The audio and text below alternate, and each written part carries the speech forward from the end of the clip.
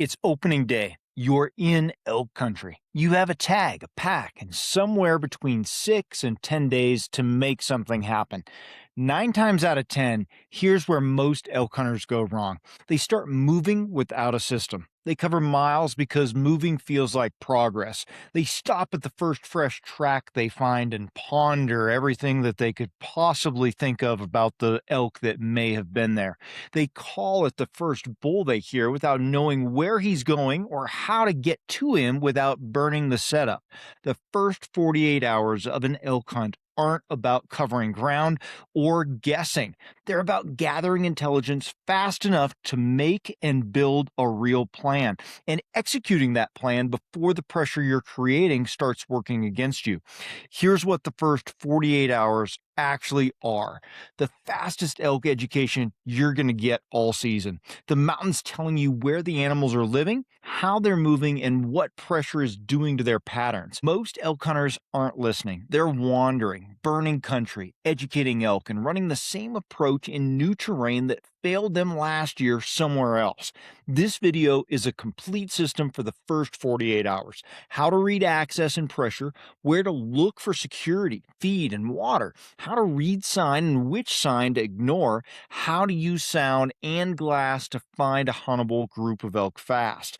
I've been hunting and guiding western elk across multiple states for 34 years. I've also spent more than 30 years as a professional strength, conditioning, and nutrition coach, and many of my earlier years competing as an elite athlete. I tell you that combination because it matters here. Hunters bring me elk problems. Athletes bring me performance problems. The answer in both cases is the same. You don't solve a complex problem by winging it. You build a system. You run that system with discipline, and you let the information it produces guide every decision you make. The first 48 hours of an elk hunt are a performance problem. Here's the system that solves it. The first thing you do when you arrive in a new piece of country, before you put on your boots, before you glass, before you make a single sound, is figure out where the hunting pressure is concentrated, because elk on public land are not uniformly distributed. They're in places hunters aren't, and understanding the access pattern tells you exactly where that is. Look at where hunters enter: established trailheads, well-worn trails, campsites near the road. Any terrain that's easily accessible without significant physical commitment is terrain that receives significant pressure, which means elk that have survived a season or two have already learned to avoid it. The system starts with this question: where can elk go that hunters are unlikely to follow? Rough access matters. Steep terrain matters. Long miles sometimes matter. The drainage that requires a 2,000-foot climb on loose shale to reach is the drainage that most elk hunters look at on a map and decide isn't worth it. That decision is a gift to you. Use your first hours in the field not to find elk. Use them to identify where pressure isn't reaching. That's where your search begins. Once you understand the pressure map, your first on the ground objective is security terrain. Not feed, not water, security first. Elk are prey animals. Their first priority in every decision, where to bed, where to move, where to spend daylight hours, is survival. They need a place where they can detect danger early and escape from it cleanly. That means dark timber, steep benches, nasty pockets of deadfall and blowdown, broken terrain with multiple escape routes and limited visibility for anything approaching, ground that's uncomfortable to hunt in and even more uncomfortable to move through quietly. If you're looking at open parks and wide-angle basins in your first sweep through new elk country, you're not looking where elk are living during a pressured September. You're looking at where they might feed at first and last light if everything else in their world feels safe enough, which it often doesn't. Glass the timber edges. Work the nastier drainages. Look for terrain that offers both somewhere to see, smell, and escape from threats in multiple directions. Security terrain is elk terrain, so find it first, and you found the general area where the rest of the sign is going to confirm the pattern. Security narrows the search area, but feed and water tell you where elk are actually spending time within that security. Elk don't commit to a piece of country for no reason. Security keeps them alive, but feed and water are what keep them in a specific location rather than just drifting randomly. A dark timber drainage with no feed source and no reliable water might hold a bump elk for a day or two, but it won't hold a herd for a week. So within the security terrain you've identified, start looking for the food and water combination that makes that area functional for elk. Creek drainages running through timbered ground, grassy benches tucked inside the dark timber, aspen parks at mid elevation with a spring or a seep nearby, north facing slopes with browse that stays green longer and later into the season. The elk use pattern almost always follows the same logic: security in the heavy stuff, feeding on the edges of it, and water accessible within a short movement from both. When you find terrain that checks all three of those — cover, food, and water — within a tight radius, that triangle, you found the kind of location that holds elk season after season, not just day to day. That's the piece of country worth building a plan around. Hey, if you hunt public land elk and you're tired of grinding through random seasons, I built the elk hunting series of ebooks for you. Most hunters don't struggle because they lack effort. They struggle because they lack a system. And that's exactly why I built the elk hunting ebook series as a complete progressive framework for Western elk hunters who are done guessing and ready to hunt with intention. Volume 1 is going to be Foundations and Reality. I reset your mindset and expose the assumptions that quietly wreck seasons. In Volume 2, Finding Elk and Understanding Pressure, you'll learn how elk actually move under pressure so you can anticipate instead of react. In Volume 3, Terrain, Wind, and Position, I break down how to use landscape and thermals to consistently create opportunities. In Volume 4, Calling, Silence, and Pressure, sound becomes a decision tool, not an impulse. In Volume 5, Bow Hunting Execution, we're talking about close range strategy so you can finish your encounters. And in Volume 6, Late Season and Post Rut, we're talking about how elk shift after the rut and how to adapt when others quit.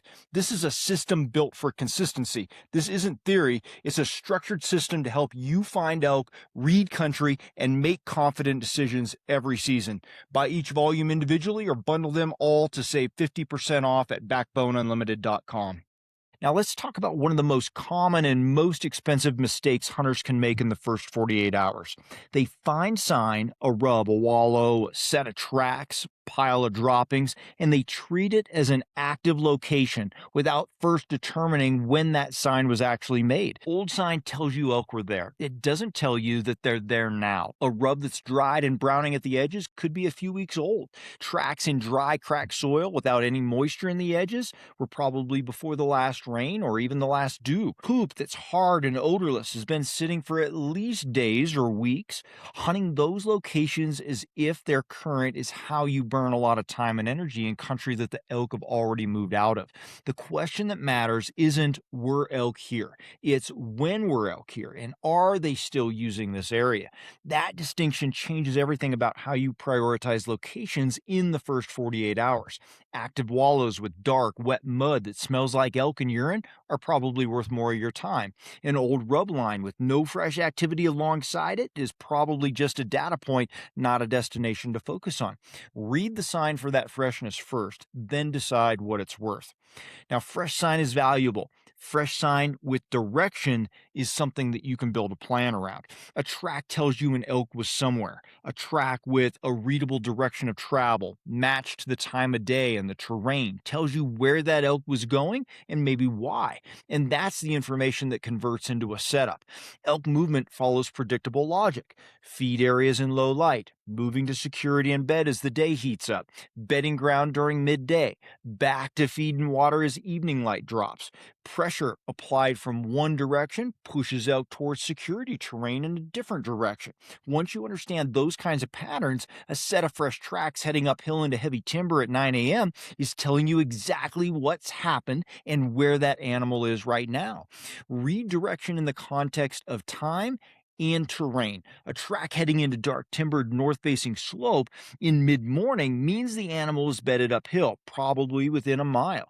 A track moving from timber towards water in the evening is telling you where that elk is headed, not just where he's been. Fresh sign with direction creates a hypothesis. Then your job is to test it with the wind in your face and a plan for how to get in cleanly, whether you find elk or not. Now, at the transition windows, first light and last light, I want you to stop moving and start listening. This is the phase of the first 48 hours that the most impatient hunters skip, and it costs them more information than anything else they do wrong. Sound really carries in mountain terrain, right? In ways that cover miles of country you couldn't possibly glass in the same amount of time. A bull buelling at first light is telling you exactly which drainage he's in. Cow talk moving through timber at dusk is giving you the travel route of a group. Branches cracking, rocks rolling on a slope above you, the sound of hooves on rocky ground. All of it's data, and none of it requires you to cover a single yard of country to collect it. Position yourself at a listening point with maximum acoustic range. That could be a ridge top, a canyon edge, a high saddle, and be still for a while, right? At least probably 30 minutes at each transition window. Don't call, don't move, don't make decisions about where to go until you've heard what the mountain is actually telling you. You're also listening for other hunters, where they're calling from, how bulls are responding to them, and that's going to tell you where pressure is being applied and where elk are likely to drift away from. When you glass, a lot of elk hunters default to the obvious: wide open alpine basins, large meadows, the kind of terrain you can see from a mile away. And that's fine, and elk do use those places at times. But the first 48 hours on pressured public land is going to usually show you that elk aren't standing in the obvious spots during daylight anymore. What they're using are the smaller, less visible openings within and adjacent to that security cover we talked about. Avalanche chutes cutting through dark timber, burn edges where new growth provides feed inside protected terrain, grassy benches tucked behind a ridge that you wouldn't see unless you climbed above them, small hidden parks at the head of a drainage that don't show clearly on a map. Those openings are worth glassing hard, especially at first and last light, because they represent the places where elk can feed within a quick reach of their security cover. A bull that won't stand in an open basin certainly will use a timbered bench with a grassy edge 200 yards inside the tree line. So expand where you're looking. Use elevation to your advantage. Glass from above when you can, which reveals terrain features and hidden openings that are invisible from the valley floor. Now, here's the reframe that changes how you think about the first 48 hours. Your goal is not to find every elk in the drainage, right? Your goal is to find one huntable group and build a complete plan around it. A huntable group means you know where they're feeding, you know where they're bedding, you know a realistic approach route that keeps your scent out of both of those areas. You know an exit route that doesn't blow the location when you leave.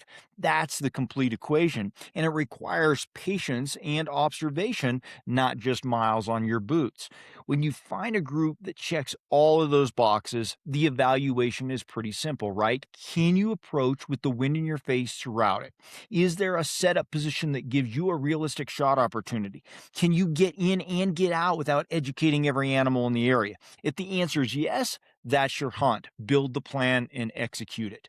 Now, if any part of that equation doesn't work, the right answer is not necessarily to force it. It's to keep moving. A compromised approach on a known group is usually going to produce a blown setup and educated elk. A clean approach on a different group is going to produce a filled tag. So know the math, know when it works and when it doesn't. Now, by the time the first 48 hours are complete, you need three specific pieces of information. And if you don't have all three, you're not ready to hunt that area at full commitment.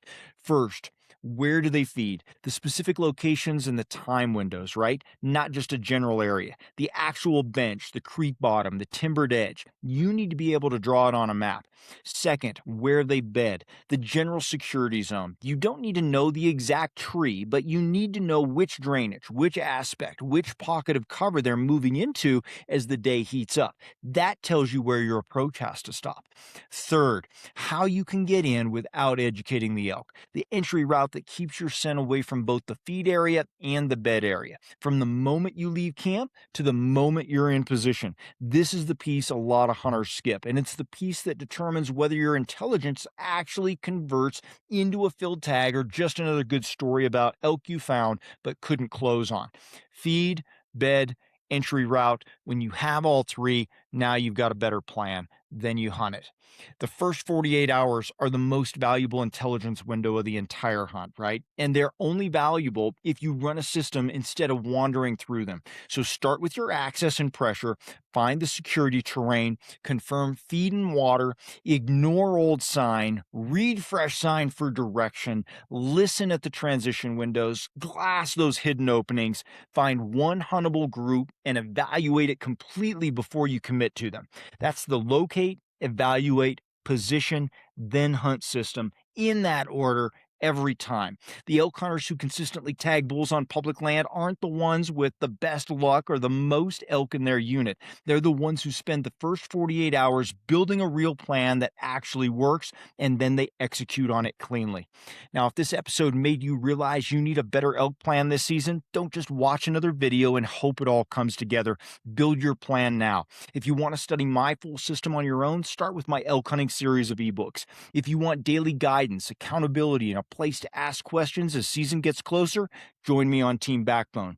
If you want my eyes on your actual hunt plan, your maps, access, terrain, pressure points, wind, thermals, and your actual strategy, book an elk hunt plan audit with me and I'll help you tighten it up before season.